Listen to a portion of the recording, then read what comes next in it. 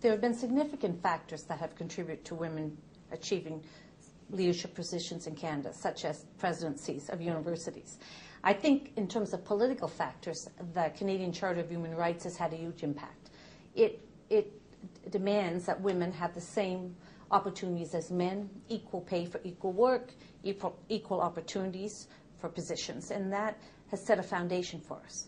In terms of social, cultural, I think it's our grandmothers and our mothers before us who fought so hard for equal rights for women in Canada.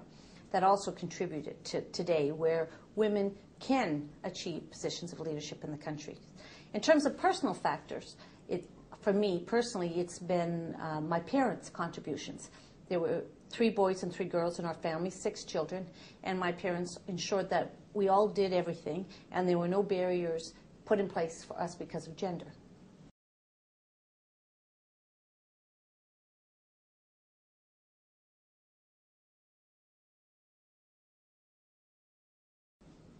Well, for me personally, when I was vice president academic, there were very few women in those positions. So we still have a challenge in Canada in terms of role models for women. We have only 15 women presidents out of 94. That's not very many. So that's a factor that is a challenge for us. The other is, as a woman and as a mother, to be a working mother causes challenges. People are always asking, how do you do it? You know, what happens to the children when you're traveling? And you do have significant travel in this position. So you need to have a support network there to make sure that you can travel without guilt. And that's a big key, I think, for women, is to be able to do their work without guilt. So often people think, when I'm with a male colleague, that he is the president of the university. So that happens a lot, where I'm at a meeting and I'm traveling with my vice president. It's one of my vice presidents, and they'll go over and say, Mr. President, and shake their hand. And we're still at the point, I think, in society where you automatically assume the man is in the position of leadership and not the woman. So these are things that I experience sort of day to day as I do my job.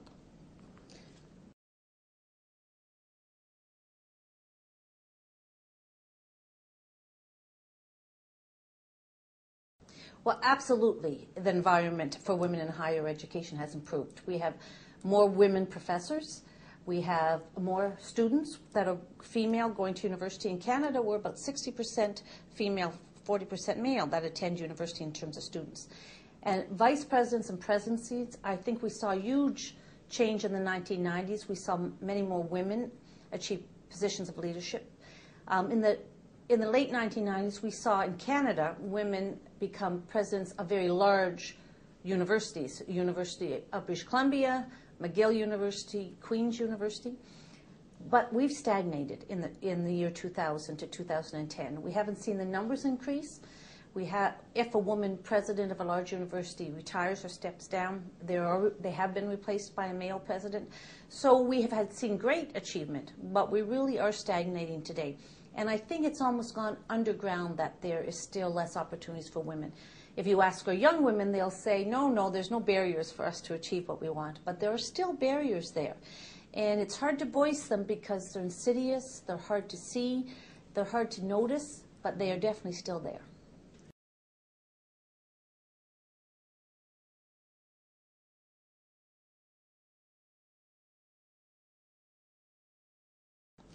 Well, at the University of Regina, when I first began as president 3 years ago, there were 2 main priorities for me. One was to stabilize enrollments.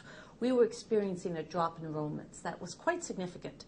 The second was to start a strategic planning process. So my first year we were able to stabilize enrollments and also to start the strategic planning process and have a strategic plan that we were able to launch in my second year as president. And that strategic plan has been critical in guiding how I've managed the following 2 years of the university.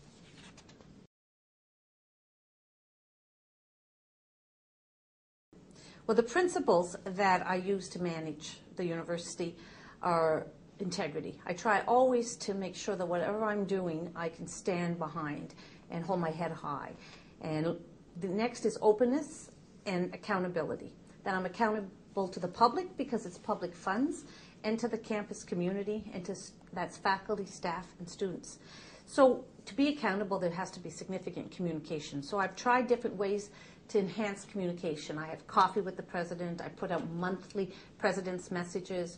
I try to walk the campus each day if I can, so that there's opportunities for people to stop and talk to me, so I can get the tenure of the campus, the morale of the campus. So those are the principles I use to manage: integrity, openness, and accessibility.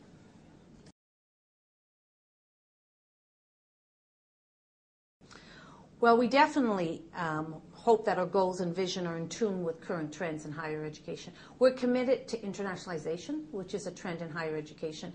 I want the students from Regina, from Saskatchewan, to get an international education in their backyard. So that means that they have opportunities for mobility, that they learn in classes with students from all over the world. The professors have a global sense of the curriculum, and that the staff are very culturally sensitive to students from all over the world. So that is one of my absolute goals and vision, and I think that that is in tune with current trends. The other is to ensure our students become global citizens, not just world citizens, but also local citizens. So there's opportunities to give back to community over and over again throughout their studies, and experiential learning is part of that, that our students do not just learn in the classroom, they also learn in the real world and in the community. And these are all global trends that we also aspire.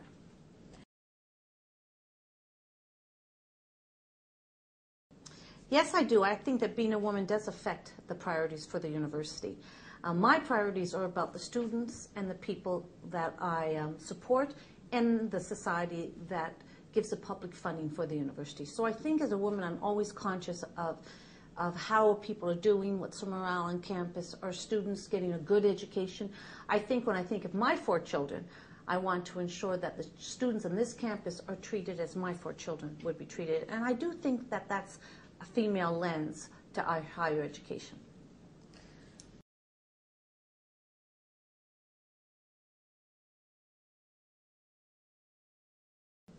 Yes, I take very seriously the fact that I'm a woman president, and that my job is to support men and women, but that women look to me to assist them in leadership. So we've started an Inspiring Leadership Conference each year. My first year was for 250 women. We sold out before we advertised. Last year, the Inspiring Leadership, or this year, the Inspiring Leadership Conference was for approximately 500 women. Also, we sold out. So there's a real appetite for hearing about women leaders. In these conferences, I bring women leaders from around the world to talk about leadership and what the situation has been for them, to tell their story. And that's really appeals to the women in our community. I also have started formal mentorship programs with women in business who are looking for a woman to talk to and to mentor them. So those 2 very specific things that I've promoted to support women in leadership.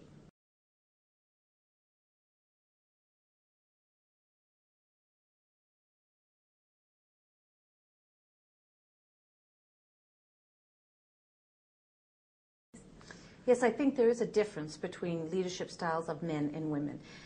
The women I know are often, the first thing they ask me is, how are you doing? How's your family? They want to know you on a personal level. And my male colleagues want to know, how's the job going? Are you enjoying the work? And so I think there is a difference even just in how our first initial concern about people and how we approach people. So often women look at the person as part of a family and want to know how they're coping and dealing with their personal lives as well as their professional lives. While men, often you begin the conversation with a discussion about the professional lives. So those are the subtle differences that I've seen between the leadership style of men and women.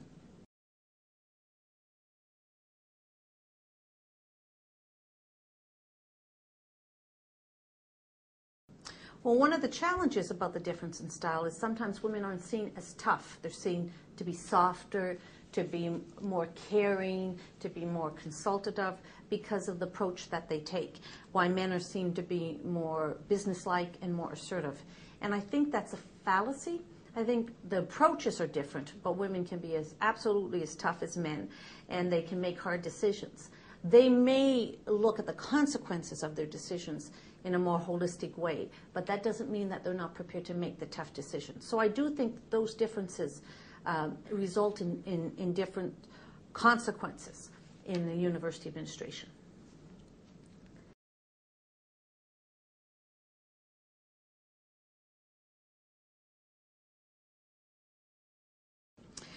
Well, I think the biggest thing about power and being a woman leader is that you often worry about being seen to abuse power. So you're very conscious that it's a public purse that funds a university. Now, many men feel the same way, I think. But you're cautious about telling people what to do. You want to more suggest and encourage and support versus demand and assert yourself. And so that power differential isn't as stark often with women than it is with men, because women tend to want to be more consultative and to be seen as supportive rather than to abuse power. So that does result in a difference, again, in style.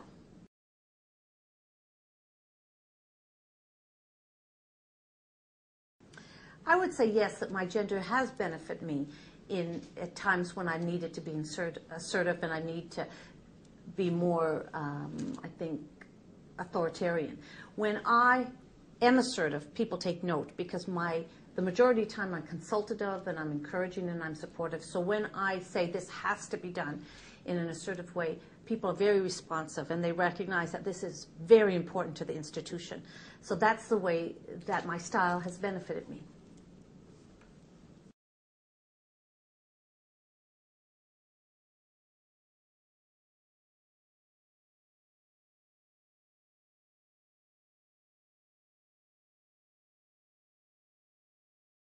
Well, the very first thing we need to do, the first strategy, is to acknowledge that this is an issue for men and women. It's not an issue just for women. We have to be very open and transparent about the challenges. 15 university presidents in Canada out of 94 are women. That is not acceptable when 60% of our student population is female and that 50% of our professors are female. We need to reflect society proportionally in terms of leadership at universities. So that's a very important piece. The other is that for women on campus, we have to be encouraging, provide professional development for women to assume leadership positions. We have to make sure that there's opportunities for mentorship and that there are role models out there. So often if you approach a woman to assume a leadership position, the reaction you'll get is, well, there's somebody better qualified than me. And why would you approach me? You know, I think that someone else can do this better. So we have to break that down and say, no, you can do this really well, and really challenge that self-perception that many women hold, that someone else can do this better than I can. So these are strategies that we need to put in place: mentorship, role models, and professional development, but also be open and transparent about the challenges that women face in leadership in higher education.